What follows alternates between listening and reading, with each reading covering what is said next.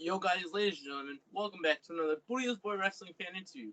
Today I'm joined by my very special guest in his first ever interview, Ethan Scott, the commentator of Limitless Wrestling, Let's Wrestle, and Limitless Wrestling The Road, which you can actually catch Season 2 tomorrow night and hear his lovely voice. I hope that he's on it.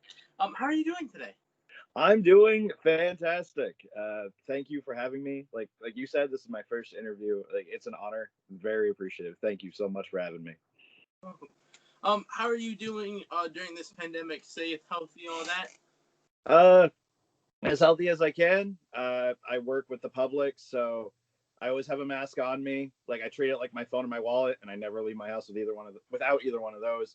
So I'm staying as safe as I can. Now, as I just introduced you as, you're the commentator for Limitless Wrestling. How long have you been the commentator for them? I've been ring announcing. I did commentary for like the early days, Limitless. I actually got started with wrestling back in 2014. I actually had to look that up because I'm horrible with dates. But I remember I was originally a sound guy for this promotion, IWE. It's no longer around anymore, but I was the sound guy for the longest time. Then when Limitless started up, Randy reached out to me, wanted me to do sound for that, and then as we did some shows in Orono, I asked if I could do some commentary, and like I practiced watching like El Generico matches that didn't have commentary. It was like him and McGinnis, just no commentary. I just had fun with it, and luckily the matches that I did do commentary for were very early career Danger Kid and Aiden Agro feuding with Alexander Lee, which was a lot of fun. Now, what got you into wrestling? Like, you're not a wrestler, but you're a commentator and you were an announcer, and you, like you just said, you did a sound crew. What got you into wrestling? I used to go to a friend's house who lived right down the road from me, and his older brother always had wrestling on the TV, and we'd watch a little bit of it while I was at his house, and then I don't remember which came before the other, but I got like the very first SmackDown versus Raw for the PS2, and I just fell in love with wrestling with that. For some reason, video games just because I love video games too, so that kind of just enticed me into wrestling. And then after a little bit, my mom got me WrestleMania 21 on DVD, and we watched that, and so many good matches. Like I think back to that one, like Eddie and Ray, like Taker and Orton is one of my favorite matches from WrestleMania, just because I had not seen much of Orton at that point, or Taker, any of them really, and just seeing his vertical leap to get the RKO on Taker was just always blew my mind because of how tall he is. Now, tomorrow, I'm not asking you for the spoilers because the road is pre-recorded, but what should we expect for the road tomorrow night, season 2? A lot of newcomers, a lot of amazing matches, like just throughout the time when we were recording, so many just phenomenal matches and fights, like just pure fights happen throughout the entire season. So I can't give away too much. It's going to be a lot of fun, and I look forward to seeing everyone's reaction. This season is so good, and I'm there the whole time because I got time to record throughout the whole session we did. Now, I had Dylan Nix on last week, and I asked him this question, so I want to get your opinion. Right. Would you say that Let's Wrestle for Limitless Wrestling is kind of like the NXT for them? Yeah, in a way it is. Because we have a lot of guys that have appeared on both Limitless and Let's. Obviously, the Main State Posse, Alexander Lee, Anthony Green shown up. And we've had guys that were started out in Let's show up on Limitless with like Alec Price and CJ Cruz, two phenomenal guys who had an amazing war with each other, like one of like the best feuds of that year. It was awesome to see them go at it, and then seeing them compete against each other on Limitless. I believe that it was a Let's Wrestle showcase match between the two of them, and they both did an amazing job. They just are so good against each other. What is your favorite match from Limitless Wrestling? Oh, there's so many. man, I have to say, and I feel like this is a match that really changed Limitless, but Chris Hero versus Zack Sabre Jr. Because like with local main wrestling, I don't think there's ever been two stars like of that magnitude together in the state at the same time. And just seeing Hero and Sabre go at it one-on-one was amazing. That might be one of my favorites. AR Fox and Ace Romero in Fans Bring the Weapons in Westbrook. Like, it turned from Fans Bring the Weapons to Fans Bring the Deathmatch because, like, there was just light tubes everywhere and it was crazy. And it was, like, I think one of the most violent matches we had other than MSP versus Alexander Lee and Brandon Kirk at the Expo show. Yep. So, those two are Hero and Sabre, and then Fox and Ace are probably up there for me. Now, did you ever want to become a professional wrestler instead of a commentator? What? Yes. I started out wanting to be a wrestler, and just I was training at the Limitless Dojo, but with everything going on, I'm still very hesitant, going to training just because I would feel horrible if I got someone sick or if I got my family sick. Like, we stay very clean at the dojo. But it's with all the uncertainty, you never know. So like I was going for a little bit and I've stopped just also with real life getting in the way. Hopefully someday when the world opens up again, I'll be going much more regularly. I've always wanted to be a wrestler, and I actually got into ring announcing, doing sound for IWE. There was the ring announcer they usually had around the time when I started. I was from Canada, and he just didn't show up one day. He couldn't show up due to whatever reason. And one of the guys just looks at me and goes, "Hey, do you want to ring announce? We need somebody." And I didn't have like any dress clothes. My hair was long. I had ripped up jeans, and I'm like, sure. They're like, "You can just do it behind the table. Don't worry. Like, you don't have to get in the ring this time." I'm like, "All right." So I got everyone's information, wrote it down on a piece of paper. I'm sitting behind the computer with the mic in my hand, and I remember I'm sitting there with the mic, looking at this piece of paper, and the mic's shaking because I'm so nervous.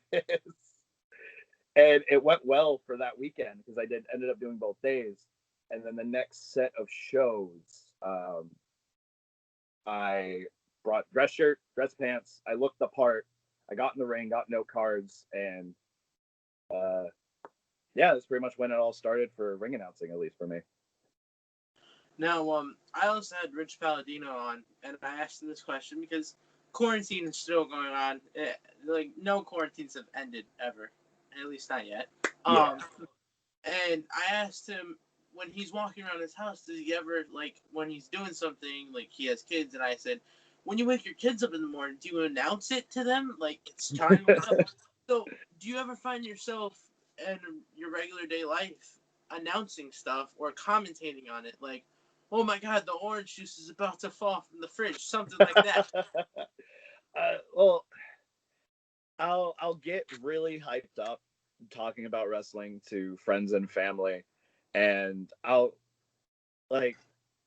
talk about certain ones I've done that have made an impact to me, or just how other ring announcers, like how Justin Roberts does Jon Moxley, is my favorite in all of AEW. Is just how he does Jon Moxley, puts like all that effort into it, and I'll try to like do my best to do it justice, or I'll tell stories to my friends online about like certain people I've been able to announce for or stuff like that. So I kind of bring it up every now and then, trying to keep my voice as best I can.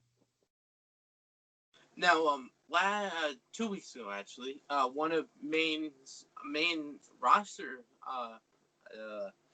even they're limited. Frank, I messed up my. I get like I'm doing what you just mentioned. I get so hyped up, and then I fumble over the words. So, one of Maine's, excuse me, one second. It's all good. One of Limitless Wrestling's top guys on the roster just got signed to WWE, and he was the current, he was the former Limitless Wrestling Heavyweight Champion, Anthony Green Retro. Yep. What are your thoughts on him getting signed? I finally said it right. Jesus. It's insane. It's really insane because you see all the talent that WWE brings in to the Performance Center from all over the country, and seeing that they pick someone so close to home, it's nuts because it's like, hey, I've ring announced that guy. I know that guy. I've seen him in person doing what he loves, and I'm so happy for AG that he's there. Is like I saw the clip of his entrance, and it's still the same AG that was on 205 Live. It's the same that you would see walking down the aisle at Limitless. Like he still had the same swagger, still had the same comments. Like that is AG through and through, and it was so cool seeing on TV. It's unreal too. It was definitely weird not seeing the platinum honeys with him like he sometimes has, but it was so cool to. It was so insane. Now, can you tell us once again, not the spoilers for the road, but can you tell us how the road is filmed and what goes into it? I'm trying to think of what I can and can't say. So we have a set a lot of. We take a weekend, and we'll get like. I don't want to say too much.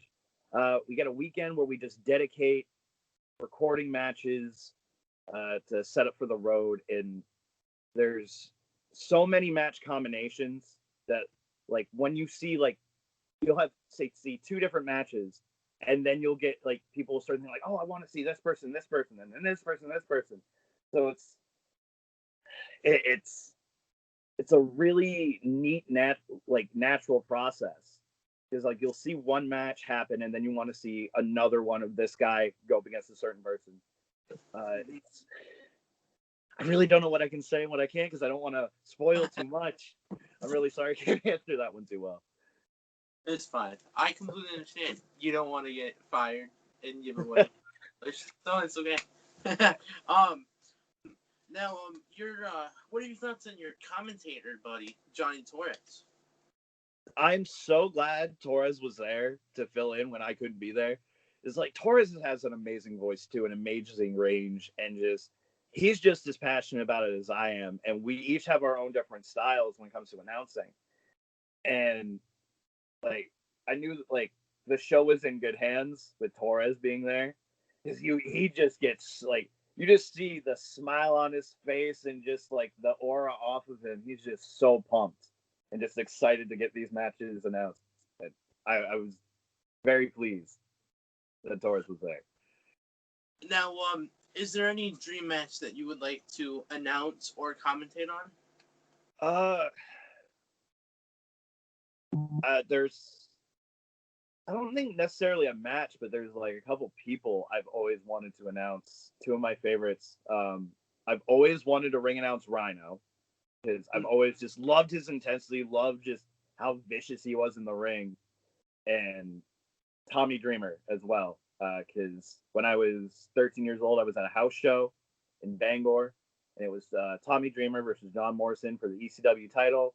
And I'm sitting, I think, in the third row with my mom, and I had made this sign, and it just said, "The Innovator of Violence, Tommy Dreamer." I drew like fake blood on everything, made it look really cool.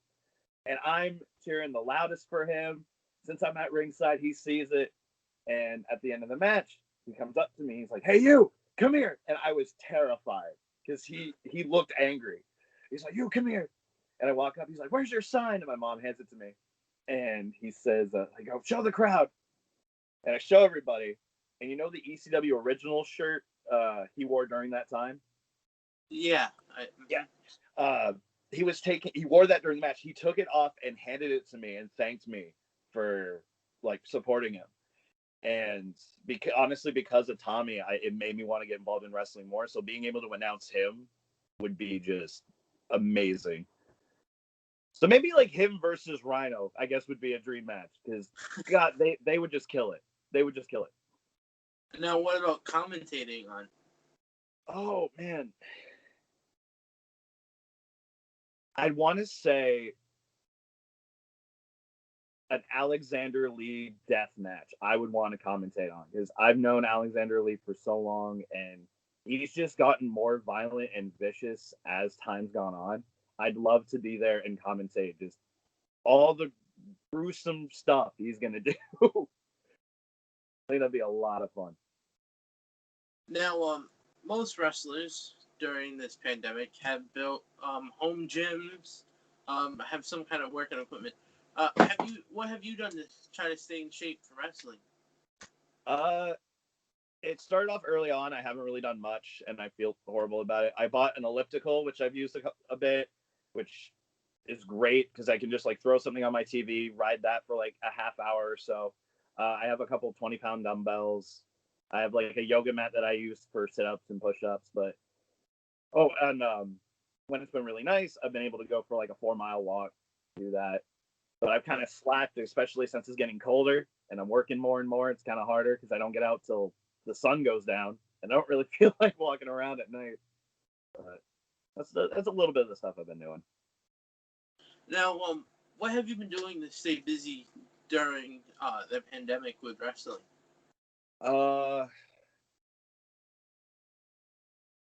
Just I have been checking out some IWTV stuff here and there throughout, because I watched your Rich Palladino interview, and he mentioned Bloodsport, and I've always wanted to watch one of those Bloodsport shows, and I watched the one he did last year, and as soon as I turned it on and hearing Rich's voice, it made me tear up, because it's like, oh man, I miss Rich. But I've been checking out IWTV a lot. I started watching The Masked Wrestler because I thought that was a really cool concept. Been checking that out every now and then. Yeah, that's pretty much it, like wrestling wise. What do you do to keep your vocal cords warm and ready to go with wrestling? Well, I actually live stream on Twitch, so like talking to my friends while we're doing games and stuff, that kind of helps. I don't really know. Just try not to kind of force myself out too much. I was worried once. So Jerry Lynn was there. I guess he would always end his promo doing like a metal roar. And I was talking to my buddies about it, and I did it a couple times, and then the next day my throat was like so sore, and I'm like, oh no, what did I do? I was really worried. I'm like, I don't have COVID. I hope I'm not sick. I know it's just the doing the metal roar. I strained something. God, I hope this doesn't last. So just like trying to keep it calm a bit. Oh no, go ahead. Oh, sorry, I don't mean to interrupt. Would you be able to show us what the metal roar is? Oh God. So I get like I just remember watching some of the 2000s ECW, and like Jerry Lynn would cut a promo. I can't remember exactly one, but it's like, because I'm the new effing show, Jerry, or something like that. But I did that a couple times, and I kind of hurt my voice a bit. But yeah, like try not to do that as much, which is hard because I listen to a lot of metal. What has been your favorite moment outside of outside of Limitless? What other wrestling matches do you enjoy watching? Oh man, outside of Limitless, some of my favorite moments, Matt Hardy, Edge, and Unforgiven in the steel cage. That's one match that always just hops in my mind because it's just the raw emotion and the intensity, and just Matt standing on top of the cage and doing the leg drop. Always nuts. Taker retiring broke my heart because no matter what, I was always an Undertaker fan, always will be. And just seeing him leave the hat and the jacket in the ring really got to me, because to me he always was that ominous presence, that like mystical being. And it was like it was over, and it hurt so much. Some other moments. Royal Rumble 2005.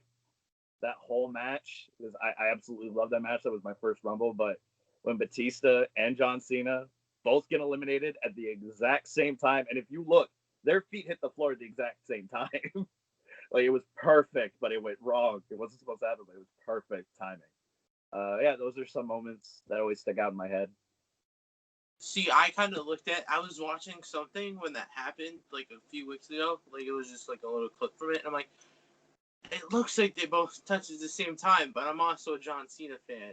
And I'm like, I'm choosing him to win, but I'm like, why does it look like they both touched? But it kind of, like, from all different angles of it, it was really hard to tell. But then, obviously, you can tell, oh, they did both touch. So. And it's crazy because it's like, just the odds of them hitting the exact same time, like, that couldn't have been planned any better, but it wasn't planned. Like, one of them was supposed to just go over, not both, and then it's like, oh, Vince is coming out. Oh, this isn't good. He's mad. Oh, and then the referees were like, he touched, and then he touched. And they're just trying to be like, no. See, we do have a winner, and it's just like, you're gonna have to just redo that last bit. Just let him go at it again. Yeah. What else? I feel bad because I feel like very underprepared, but like I've asked so many main questions of what I wanted to ask, and this is the part where I hate myself on these interviews because I don't have it. What has your diet been like during quarantine? Not good. Not good at all. Especially like early on, it's like, it's just kind of junk. I try my hardest to like at least pack a healthy lunch when I go into work. Because if I can like at least have that as a constant routine, I'll feel a little bit better and then move on with the rest of my diet. But it's been not good. I'm not happy with where I'm at, because I remember with your Rich interview, he mentioned he's been doing his best. He's lost 10 pounds. He's like, I don't want to be the guy that can't fit into a suit when this all comes back. And I'm like, man, I'm the guy that kind of can't fit into a suit a little bit. It's a bit snug, but it fits.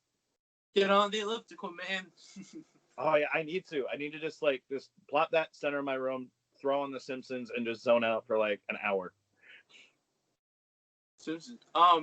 Okay. So now that you brought that up, then, who's your favorite Simpsons character then? Just so we have some kind of context. Oh, jeez. There's so many. I always like Kang and Kodos just because of their designs. I don't know. Maybe Homer, just because he's just that lovable idiot. And like, even though he does some really dumb things, he means well. Mm-hmm. Oh man, there's so many. I always go back to the early seasons. Like as soon as I get like mid season 12 or like season 13, I stop and I just rewind. I'm like, nope, I'm gonna go to season 4 and just start from there. Now, I've noticed since we started this interview, that you're wearing a Limitless Wrestling sweatshirt. Can you tell us about that logo? This was actually made by Ginger Ninja. She did a couple designs for Limitless. She's also done some pop vinyls, some amazing pop vinyls. And what's kind of neat with the alien is there's a shirt of, it's like a masked wrestler with the mask parting in the center, and you see a skull, but the mask is similar to this, so it's kind of like the alien splitting, and then there's the skull underneath. She's done this. She did the luchador holding the pizza. I want to say she did the Misfits one and the Lucha Moose, and I think the Lucha Lobster. She's done a lot of them, actually, now that I think about it. She's done like a good chunk of the designs, and she does such good work. Now, I've had a question. Yeah. So before these interviews are over, I like to flip the script. Do you have any questions for me? Yes, actually. Like, what got you started interviewing like people in the wrestling world? All right. I like telling this story too. So it's been a year and a half since I started. And before interviews, it was literally just like wrestling figure content, which I haven't done in forever. Like, I have a bunch of wrestling figures in my basement that I haven't. It's like you want to play with them, but you're also at the age where it's like, I don't want to be the kid that's in his basement playing with toys. But It's like, I like to use they're highly detailed action figures. So I was doing like an unboxing and my sound was always terrible, and so my mom got me a microphone for a birthday present, and I'm like, I don't want to just use this when I get it, like when I order something and wait however long that is until that's ordered. And I contacted one of the wrestlers that I was DMing constantly, like questions or just giving feedback to them, like, hey, I really enjoyed your match tonight. And I asked him, Nico Silva, I said, hey, would you be interested in doing an interview? I've never done this before. And from then on, it just has become a major thing for me in life. And I enjoy doing them. I enjoy getting to know the wrestlers than what you see from in the ring, just like a big scary person in trunks or underwear, whatever you want to say. To like this, what got them into wrestling and outside of the ring. So that's why I do them. Nice, very nice. Anything else that you'd like to ask me? Oh man, who is someone that you would love to interview at some point in the future? Oh my God, there's so many, and it's fun. I tagged a bunch of people on Twitter because I'm like, oh, I'll mention them. They'll see it. I never got a response from anyone. If you don't mind, I can pull up the list right now. Yeah, go for it. Okay. Go for it. There's so many. It's funny because earlier they're on the list too, and I know their name, but I'm just gonna name the list anyway. It was. Where was it? Where was it? Okay, so there's this list. So last week I tagged Chris Dickinson, Dirty Daddy. I wanted to interview him because I love his workout videos and like how he's like so motivating. I think he's awesome. Willow Nightingale, she's freaking amazing and so great in wrestling. I want to interview her. Dan Hansen, I want to interview him. Plus, his first name is Donovan, just like me. So like twins. Sienna, the AK-47, Sienna from NWA, and she was formerly in Impact too. Warhorse, he would be awesome. Yes. The Violence is Forever, Dominic Garney and Kevin. I don't know how to say his last name, but you know who I'm talking about. Yeah, Kevin Koo. Legit Layla Hirsch, I want to interview her. And all of the Rascals, Desmond Xavier, Trey Miguel, and Zachary Wentz. And also, this is the sad part because I contacted this person on their Twitch stream earlier, Killer Kelly, who I just watched at Josh Barnett's Bloodsport. Oh. I asked if she like would be interested, and she said she only does interviews for people that she knows, or if it's a major sports thing. So I got turned down real quick, but it's okay. There's definitely way more. Ashley Vox is one of them. Christian Casanova. There's a lot more that I definitely want to interview in the future. So. You got a big list. I look forward to seeing when you get to interview those guys. Mm-hmm. If it happens, I have hope for it. Like I'm not like, oh, this is definitely gonna happen like tomorrow.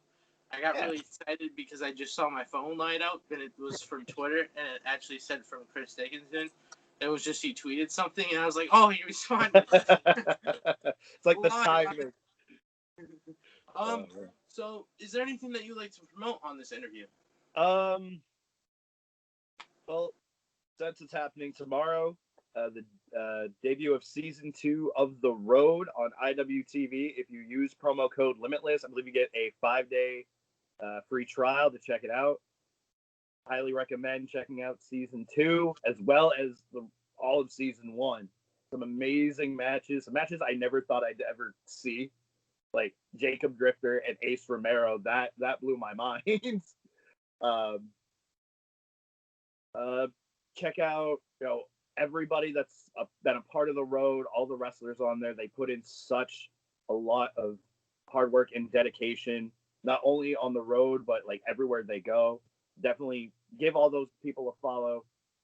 Tweet at them, buy a shirt from them, because like what Rich said in your interview with him, like a shirt goes a long way, a sticker, a promo picture goes a long way, especially during these times. So definitely check out The Road. Yeah, that's pretty much it. Would you like people to follow you on your social medias? Oh yeah. Yeah, all of my social medias, it's at Ethan Scott 207 on Facebook, Twitter, and Instagram. Because there's not a lot going on, really haven't been posting too much, but it never hurts to just peek in and check, especially with the road happening. Might post some stills of that. But yeah, that's all it. Well, Ethan, I appreciate your time today. Thank you again. Ladies and gentlemen, thanks for watching. Please remember to like, comment, share, subscribe, and I'll see you in the next interview.